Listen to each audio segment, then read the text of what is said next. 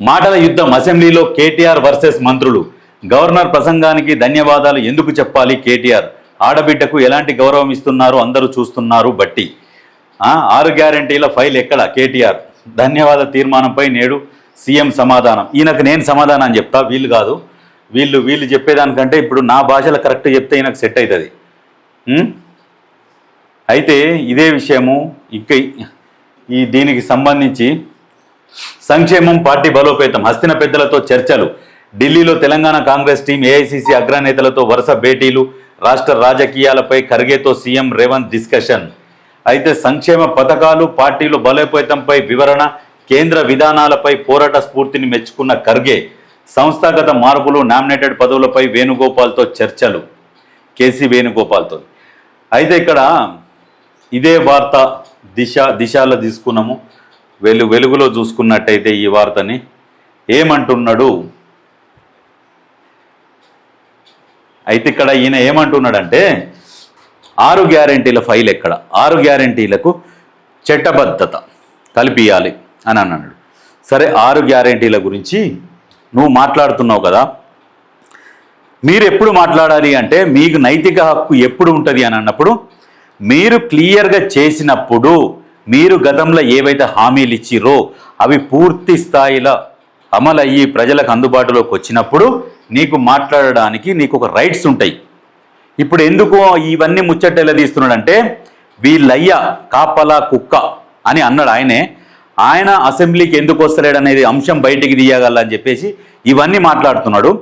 గత ప్రభుత్వంలో వీళ్ళు ఇచ్చిన హామీలు, కేజీటీ పీజీ ఉచిత విద్య ఎక్కడ వాయే? దళితులకు 3 ఎకరాల భూమి ఎక్కడ వాయే? తెలంగాణకు దళితుడే తొలి ముఖ్యమంత్రి ఎక్కడ వాయే? మాట ఇచ్చిందంటే తల నరుక్కుంటా కానీ నేను మాట తప్పను, నేను తెలంగాణకు కాపలా కుక్కలాగా ఉంటా అన్నాడు. ఆ కాపలా కుక్క ఎందుకు వస్తలేదు ఇయ్యాల? ఏడవనేది ఆ కాపలా కుక్క. ఆ కాపలా కుక్కను తీసుకురండి. ఆ కాపలా కుక్క ఏవైతే హామీలు ఇచ్చిరో, ఆ గ్యారంటీలు ఇచ్చిరో, ఆ 10 సంవత్సరాలలో కూడా నెరవేర్చలేకపోయిన దద్దమ్మలు, సన్యాసులు మీరు మళ్ళీ ఇప్పుడు వచ్చి ప్రశ్నిస్తారు. 2 సంవత్సరాల కాంగ్రెస్ పాలనలో ఎంత జరిగిందని మీ గుండె మీద చేసుకుని ఆలోచన చేయరు. అమరుల కుటుంబాలను ఏం చేశారు? తెలంగాణ ఉద్యమకారులను ఏం చేశారు? తెలంగాణ ఉద్యమకారులకు పెన్షన్లు ఇస్తామన్నారు, అమరుల కుటుంబాలను ఆదుకుంటామన్నారు, ఇంటికి 1-2 ఉద్యోగాలు ఇస్తున్నారు. తెలంగాణలో ప్రతి ఒక్క ఇంటికి ఒక ఉద్యోగం అని చెప్పారు. ఎక్కడ పోయినాయి ఈ హామీలన్నీ? ఏడ తుంగలు దొక్కిరు.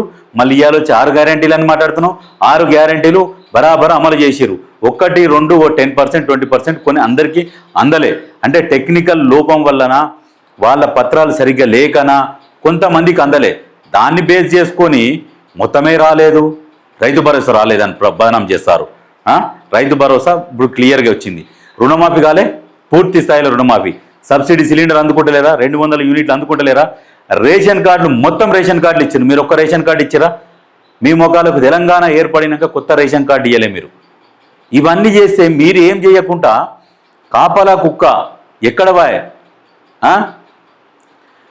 బీసీ కార్పొరేషన్ ఉంటే బీసీ కార్పొరేషన్ ఎత్తేసి బీసీ బంద్ అని పెడతాయి. ఎస్సీ కార్పొరేషన్ నిధులు తీసి దళిత బంధు అని పెడతాయి. ఎవరికి ఇచ్చినావు దళిత బంధు? నీ చెంచగాన్లకు, నీ పెట్టగాన్లకు ఇచ్చుకుంటా, మిగతా వాళ్ళకు ఎవరికి ఇవ్వకుండా ఆగం చేసి గొర్రెల స్కీమ్ అని పెట్టి, గొర్రెల స్కీమ్లో ఎన్ని వేల కోట్లు తిన్నారు. ఆ గొర్రెల స్కీమ్లో ఈ ప్రభుత్వం కూడా అన్ని బయట పెడుతుంది త్వరలో 1 by 1. ఎందుకంటే మీరు ఇష్టం వచ్చినట్టు బురద జిమ్ముతున్నారు. అన్నీ గమనిస్తూనే ఉన్నది. ఖచ్చితంగా ఏదో ఒక రోజు ఖచ్చితంగా మీకు బుద్ధి చెప్పే సమయం వస్తుంది, బుద్ధి చెప్తుంది. ఈయనంట మాట్లాడతారట, ఈయన ఇట్లా ముక్కులు ఇడుచుకుంటా, ఈయన పొంకనాలు కొట్టుకుంటా, ఏమైనా చట్టబద్ధత 6 గ్యారంటీ లేదు, శ్వేతపత్రం విడుదల చేయాలి, మీరే పత్రాలు విడుదల చేసిరు. అంత అవినీతిమయమైన దొంగ, 55 కోట్ల దొంగ ఇవాళ అసెంబ్లీలో తెలబడలు వేసుకొని మాట్లాడుతున్నాడు. నేనే దొంగ నేను ఒప్పుకున్నాడు, క్లియర్గా ఒప్పుకున్న దొంగ ఇవాళ అసెంబ్లీలో మంచిగా తెలబడలు వేసుకొని నేను దొరణ అన్నట్టుగా మాట్లాడుతున్నాడు అహంకారంతో.